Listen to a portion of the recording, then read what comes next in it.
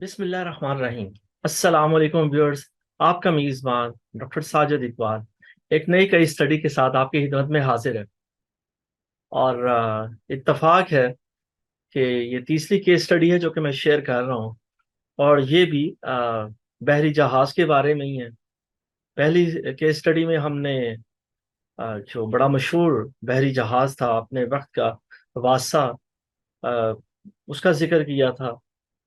پچھلی اپنی case study میں ہم نے ٹائٹینک کا ذکر کیا تھا، اور آج پھر دوبارہ آر ایم ایس ٹائٹینک کے بارے میں ہی ایک کیس اسٹڈی ہے جس کا ٹائٹل آپ کے ساتھ میں شیئر کر رہا ہوں، women and children first on the Titanic. اور اس کیس اسٹڈی کو میں آپ کے ساتھ نیچے لنک میں شیئر کر دوں گا۔ انٹرسٹنگ کیس اسٹڈی ہے، کئی سوالوں کے جواب اس کیس اسٹڈی کو پڑھنے سے آپ کو ملیں گے۔ تو آگے بڑھتے ہیں۔ یہ بھی ایک اچھی کیس اسٹڈی ہے جی، اور جو جنرل مینجمنٹ کے اسٹوڈنٹس کے لیے امپورٹنٹ ہے۔ اور اس کے علاوہ بالعموم اس میں یہ بنیادی سوال اٹھایا گیا ہے، اور ان سوالات کے جوابات دیے گئے ہیں کہ جو ٹائٹینک تھا اس پہ جو سروائیول ہے، کیا وہ جینڈر پہ ڈپینڈنٹ تھا؟ اور اس کے علاوہ جو لوگ بچے یا جو لوگ ڈوب گئے، ایون یہ ان کی پیسنجر کلاس نے ڈٹرمن کیا۔ جیسا کہ ابھی ریسنٹلی یونان کے ساحل پر اللہ رحم کرے جی، بڑا سانحہ ہوا کہ سینکڑوں افراد نقمہ اجل بن گئے، اور اس میں لوور ڈیک میں بتایا جاتا ہے جی کہ 200 پاکستانی تھے۔ اور یہ کیا یہ ایک اتفاق ہے؟ یہ ہمیشہ یہی ہوتا آیا ہے ازل سے، اور اب تک ہوتا رہے گا کہ جو لوور ڈیک کے مسافر ہیں انہی کا نقصان زیادہ ہوگا۔ تو بہرحال آگے بڑھتے ہیں۔ ٹائٹینک کی رپورٹ ایک اچھا ریفرنس ہے، تو میں نے سمجھا مناسب جانا کہ اس کو بھی یہاں تھوڑا ایز اے ریفرنس شیئر کیا جائے۔ تو جو فائنل رپورٹ آئی اس میں ظاہر ہے لائف بورڈز کی کمی کا شکار جو تھا ٹائٹینک تھا۔ اس کے علاوہ کیپٹن سمتھ کا ظاہر رول تھا۔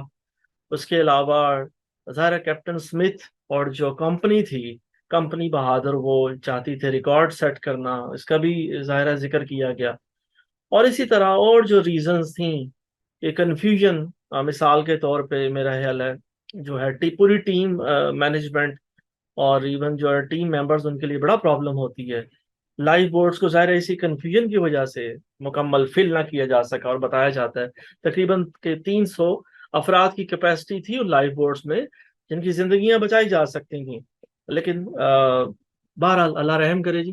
اور بورڈز کی ڈرل بھی نہیں کی گئی پیسنجرز کے درمیان۔ پھر جو ویٹ کیپیسٹی تھی، آئس وارننگز کو کی طرف توجہ نہیں دی گئی، یہ ظاہر ہے لیڈرشپ کا فیلئر ہے۔ اور اس کے علاوہ جو جہاز تھے نیئرسٹ، وہ بھی وقت پر نہ پہنچ پائے۔ تو بہرحال ان ریزنز کا ذکر کیا گیا ہے۔ مختلف اصحاب مختلف کانسپریسی تھیوریز کو جب ڈسکس کرتے ہیں تو ظاہر ہے ہر بندہ مختلف ریزنز کو لے کر چلتا ہے، لیکن اللہ رحم کرے، وہ جیسے قابل اجمیری صاحب نے بتایا کہ وقت پرورش کرتا ہے برسوں، وقت پرورش کرتا ہے برسوں، حادثہ یکدم نہیں ہوتا۔ تو آگے بڑھتے ہیں سر۔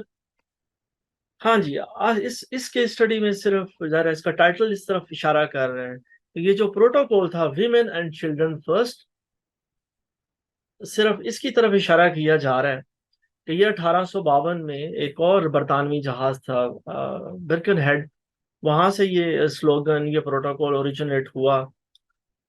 لیکن عجب بات ہے کہ ٹائٹینک کے سانحہ سے پہلے یہ پروٹوکول انٹرنیشنل میریٹائم لا کا حصہ نہیں تھا، اور ظاہر ہے ٹائٹینک کے ڈوبنے نے ہی اس کو مشہور کیا۔ ہم نے ظاہر ہے فلم میں بھی یہی سنا، اور یہی چیلنج بھی بنا کہ جو ٹیم ممبرز تھے کیپٹن سمتھ کے، انہوں نے اس کو مس انٹرپریٹ کیا، اور انہوں نے ایون مردوں کو بیٹھنے سے روکا، جبکہ وہاں ظاہر جگہ تھی۔ اور جیسا دوبارہ اس چیز کا اعادہ ہو رہا ہے کہ 300 لوگوں کی جگہ موجود تھی ان لائف بورڈز میں۔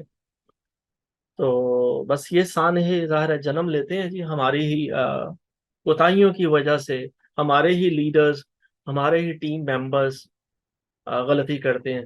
وٹ ایف کوشچنز ظاہر ہے جب کیا کہیے سانپ نکل گیا تو پھر لکیر پیٹنے کے سوا کیا چارہ رہ جاتا ہے. تو یہ ظاہر ہے ایک بڑی مشہور کتاب ہے جی، یہ نائٹ ٹو ریمبر. اس میں جو آتھر ہیں والٹر لارڈ، انہوں نے یہ سوالات اٹھائے اور وٹ ایف کوشچنز ریمائنڈ کروائے کہ کیا ہی ہوتا کہ ٹائٹینک کا جو کرو تھا، جو کیپٹن تھا، وہ اس اتوار کو وہ جو 6 میسیجز وارننگز دی گئی تھیں ان کی طرف توجہ دے لیتا. آئس کنڈیشنز کیا ہوتا اگر اس دن نارمل ہوتی، اور کیا ہی ہوتا کہ اگر وہ رات بھی ایک بڑی ہی چاندنی رات ہوتی، اور اسی طرح جو ہے وہ 15 سیکنڈ پہلے شاید وہ نظر آ جاتا ہمیں کرو کو جو بیٹھا ہوا تھا. اسی طرح کیا ہوتا کہ جو واٹر ٹائٹ کمپارٹمنٹس تھے وہ زیادہ جو بریک ہوئے وہ ایک عرصے کے اوپر والے بریک ہوئے ہوتے تو شاید کچھ اور ہوتا معاملہ. اور اسی طرح اگر لائف بوٹس بار بار ذکر کیا جا رہا ہے کہ جی زیادہ ہوتی یا جتنی کیپیسٹی تھی جہاز میں اتنی ہوتی، اور جو کیلیفورنین شپ تھا کیا ہوتا کہ اگر وہ بھی وقت پر پہنچ جاتا. تو بہرحال کیا کہیے کہ یہ جو وٹ ایف کوشچنز ہیں، اگر ان کے کسی بھی ایک سوال کا جواب بھی ہاں میں ہوتا تو شاید ان 2200 افراد کے لیے، اور خاص طور پہ وہ جو 1500 افراد ڈوب گئے اور ایون جو بچ گئے 700 افراد، ان کے لیے بھی زندگی کا مطلب معنی کچھ اور ہوتا، اور اتنی بڑی ٹریجڈی رونمانہ ہوتی. تو یہ میرے لیے آپ کے لیے لمحہ فکری ہے جی. لے جی کیس اسٹڈی کو تھوڑا سم اپ کرتے ہیں. یہ آپ میں جانتے ہیں کہ 1912 میں 14-15 اپریل کی درمیانی رات تھی کہ جب R M S Titanic iceberg سے ٹکرایا اور پھر 1500 مسافر اور عملے کے افراد جاں بحق ہوئے.